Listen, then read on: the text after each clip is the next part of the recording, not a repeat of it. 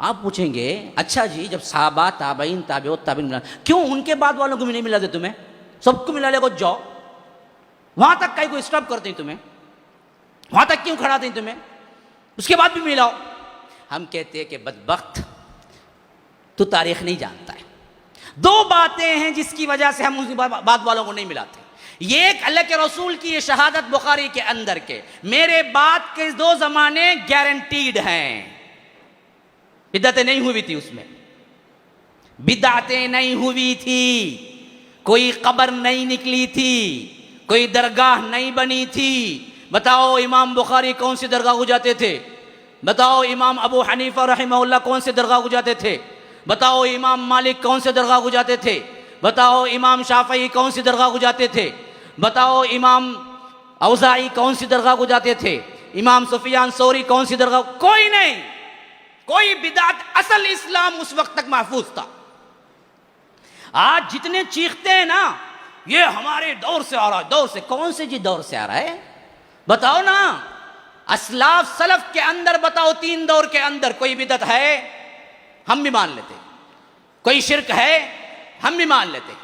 سلف الصالحین جتنے بھی ہیں یہ 3 دور کے اندر پورا اسلام محفوظ رہا اور اللہ کے رسول نے گارنٹی دے دی تھی یہ 3 دور کے اندر کا اسلام تمہارے لیے قابل قبول ہے. ایک اس وجہ سے روک دیتے. دوسری بات یہ تینواں دور آتے آتے اللہ تبارک و تعالیٰ کے فضل و کرم سے آسمانوں کے اندر یہ فیصلہ ہو چکا تھا کہ پورا اسلام کتابوں میں محفوظ ہو گیا. اچھا اس کی ایک تاریخ میں بتاتا ہوں. دیکھیے اللہ کے رسول آئے، صحابہ اللہ کے رسول سے ڈائریکٹ لیے، لیکن اسی وقت صحابہ کو احساس ہو گیا یہ ڈائریکٹ محفوظ ہمارے دماغ تک رہے گا لیکن اس کو لکھنا بھی چاہیے. تو سب سے پہلے حضرت عبداللہ بن عمرو بن عاص ہیں جو احادیث کو لکھنا شروع کیا. تو بعض صحابہ نے کہا کہ تم لکھتے ہو؟ کہا کہ ہاں لکھتے ہیں. ارے اللہ کے رسول کبھی غصے میں ہوتے ہیں کبھی مذاق میں ہوتے ہیں، تم سب لکھ لیتے ہو شریعت بن جائے گی. تو وہ رک گئے اور سیدھے اللہ کے رسول کے پاس آئے اور کہا کہ اللہ کے رسول میں آپ کی باتیں لکھتا ہوں لیکن بعض صحابہ کہتے ہیں کہ آپ غصے میں بھی ہوتے ہیں آپ خوشی میں بھی ہوتے ہیں، ہر بات لکھ لیتا ہوں. تو اللہ کے رسول نے کہا کہ ایسے زبان کی طرف اشارہ کر کے اس سے کوئی بات نہیں نکلتی خواہ میں غصے میں ہوں یا خوشی میں ہوں، لیکن حق باطل نکلتا ہی نہیں اس سے. تم لکھو جو دیکھتے ہو لکھو. اس زبان سے کوئی باطل نکلتا ہی نہیں. وما ينطق عن الهوى، وہ اپنی خواہش سے بولتا ہی نہیں. ہوا کہتے ہیں خواہش کو. اللہ سورہ نجم کے اندر اللہ کے رسول کے اوصاف بیان کر دیا. وما ينطق عن الهوى، وہ اپنے خواہش سے بولتے ہی نہیں. ان هو الا وحی یوحى، جو کچھ بھی بولتے ہیں وہ وحی بولتے ہیں. تو عبداللہ بن عمرو بن عاص لکھنا شروع کر دیا. اور اسی طرح جب قرآن اترتا گیا اللہ کے رسول پہلے بلاتے تھے کاتبین وحی کو. حضرت معاویہ بھی اس میں سے ایک ہیں، حضرت ابوبکر صدیق کاتب وحی ہیں، حضرت عمر کاتب وحی ہیں، حضرت عثمان کاتب وحی ہیں، حضرت علی کاتب وحی ہیں. فوراً بلاتے تھے، کہتے یہ آیتیں اتری ہے لکھو. اس وقت کاغذ نہیں تھا، 3 چیزیں تھیں جس پر لکھا گیا قرآن.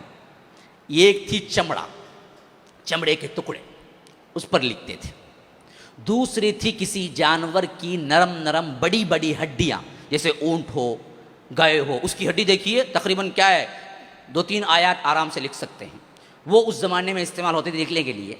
تو اس پر. تیسرا تھا باریک سے پتھریلے چٹان. پہاڑوں کے اندر کبھی کبھی کیا ہے لمبے لمبے چٹان چھوٹے چھوٹے باریک سے تراشے ہوئے نکل جاتے ہیں، تو یہ لکھنے کے لیے استعمال ہوتا تھا. اور اللہ کے رسول نے کیا کیا، اس کو جیسے جیسے جو جن کے پاس بولے وہ انہوں کے پاس ہی رہ گیا. لیکن جب آخری سال اللہ کے رسول نے حضرت جبرائیل سے 2 مرتبہ دورہ کیا تو اس وقت اللہ کے رسول کو معلوم ہو گیا کہ اگلے رمضان تک میں نہیں رہوں گا، کیونکہ اس رمضان کا اگلے رمضان کا دونوں کا کیا ہے اسی وقت کیا ہے تلاوت ہو گئی. تو اللہ کے رسول نے کاتبین وحی میں سے زید بن ثابت کو، عبداللہ بن مسعود جیسے شخصیتوں کو بلا کے پوری ترتیب رکھ دی. پہلا سورہ تو سورہ علق ہے، دوسرا تو مزمل ہے، تیسرا کوئی اور ہے، 5واں فاتحہ ہے. لیکن اللہ کے رسول نے کیا کیا، پہلے فاتحہ رکھو، پھر بقرہ رکھو، پھر آل عمران رکھو، پھر نساء رکھو، پھر مائدہ رکھو، پھر انعام رکھو، پھر اعراف رکھو. یوں ترتیب بتائی. اور اسی طرح آیت تک بتائی، یہ آیت کے بعد یہ آیت رکھو، یہ آیت کے بعد یہ آیت رکھو، یہ آیت کے بعد یہ آیت رکھو. اسی وجہ سے ہر ایک سورے پہ بسم اللہ آپ کو ملتا ہے، لیکن سورہ توبہ میں نہیں ملے گا. جاؤ جا کے اٹھا کے دیکھو مصحف میں نہیں ہے. کیوں؟ اللہ کے رسول نے وہاں نہیں لکھا، نہیں کہا. وحی کاتبین وحی کو نہیں کہا وہاں لکھو، نہیں لکھے. سوائے توبہ کے ہر سورت میں بسم اللہ لکھا ہوا ہے، توبہ پہ نہیں ہے. کیوں نہیں ہے؟ 9واں سورہ توبہ، جاؤ جا کے دیکھ لو. اللہ کے رسول نے نہیں کہا. تو اللہ کے رسول نے بھی اسی وقت سے لکھنا کتابی شکل میں بنانا، لیکن 10% حصہ کتاب میں لکھا ہوا تھا مجموعی اسلام کا، 90% حصہ دلوں کے اندر محفوظ تھا. اچھا، اللہ کے رسول کے بعد صحابہ بیٹھے مسند پر، صحابہ استاد بنے، تو ان کے پاس جو بڑے بڑے صحابہ، ابو ہریرہ جیسی شخصیت، ابن مسعود جیسی شخصیت، زید بن ثابت جیسی شخصیت، اما عائشہ جیسی شخصیت اور حضرت ام سلمہ جیسی شخصیت، ان کے بڑے بڑے ادارے کھل گئے، گویا کہ طالبین آتے تھے اور علم حاصل کرتے تھے.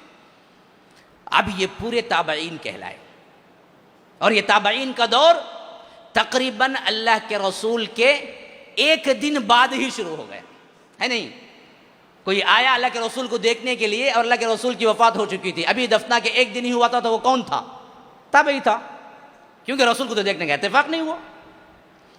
اور اس میں بڑے تابعی جو سید التابعین کہلاتے ہیں وہ ہیں سعید ابن المسیب، حضرت ابو ہریرہ کے داماد ہیں، اپنی بیٹی ابو ہریرہ ان کو دیے تھے، سعید ابن المسیب. اور پیدا کب ہوئے؟ 14 ہجری میں پیدا ہو گئے. 14 اللہ کے رسول کی وفات 11 12 13 14 3 سال بعد پیدا ہو گئے سعید ابن المسیب.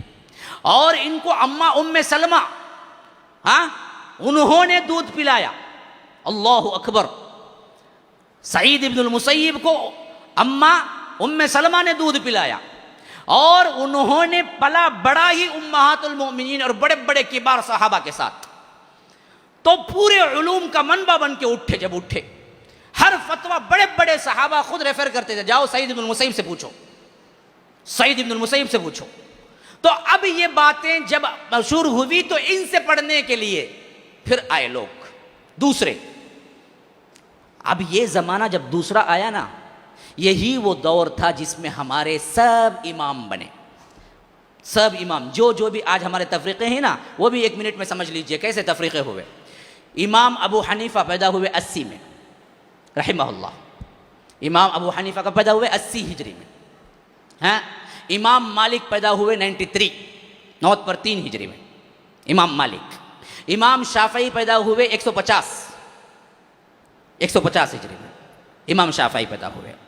اور امام احمد ابن حنبل پیدا ہوئے 160 پر 7 یا 160 پر 8. بس 4 امام ہیں ہمارے جو ہم مقلد بن کے کیا چیختے ہیں، حنفی شافعی. حالانکہ کوئی امام نہیں بولا کہ میرے پیچھے آؤ. سب امام یہی کوشش میں لگے رہے کہ اصل چیز اب تک پہنچا دے. لیکن آگے چل کے کیا ہوا، لوگ انہیں کو تقلید کا ذریعہ بنا لیے. اچھا وہ واقعہ الگ ہے، میں کبھی انشاءاللہ تفصیل سے ذکر کروں گا. ہو گیا کیا؟ اب یہ پہلے امت کے گروہ میں آ گیا. اب ان کے شاگرد جو بنے آگے چل کے، امام ابو حنیفہ رحمت اللہ علیہ کے شاگردوں میں 2 ہیں، امام محمد اور امام ظفر. اور ان کے شاگردوں میں عبداللہ ابن مبارک وغیرہ ہیں. اور ان کے شاگردوں میں امام احمد جیسے ہیں. امام احمد کے شاگرد امام بخاری ہیں. فقہا کے ساتھ محدثین کیسے مل گئے دیکھو. امام ابو حنیفہ 80 میں پیدا ہوئے، 150 میں انتقال کیا. جس سال انتقال کیا اسی سال امام شافعی پیدا ہو گئے. امام شافعی نے جب اپنے علم کے عروج پہ تھے، امام احمد ابن حنبل 160 پر 8 میں 18 سال کا ڈیفرنٹ تھا، تو یہ آ کے امام شافعی کے پاس پڑھنے لگے. امام شافعی کے پاس پڑھ کے جب امام احمد ابن حنبل بہت بڑے عالم بنے، اس وقت امام بخاری آگے پڑھنے لگے. امام بخاری کے سن ولادت 194. امام بخاری جس طرح چاروں اماموں میں پہلے امام ابو حنیفہ 80 میں ہے، اسی طرح تمام ائمہ حدیث میں سب سے پہلے امام بخاری ہیں جو 194 میں پیدا ہوئے. اب 194 تھا 214 کتنا عرصہ ہوا؟ 194 4 سال، 14 کے 14 سال، 4 اور 14 18 سال، 18 سال کا یہ عرصہ ہے جس میں تمام محدثین پیدا ہو گئے. بخاری، مسلم، ابو داؤد، ترمذی، نسائی، ابن ماجہ، سب پیدا ہو گئے، سب پیدا ہو گئے. 214 پورے محدثین پیدا ہو گئے.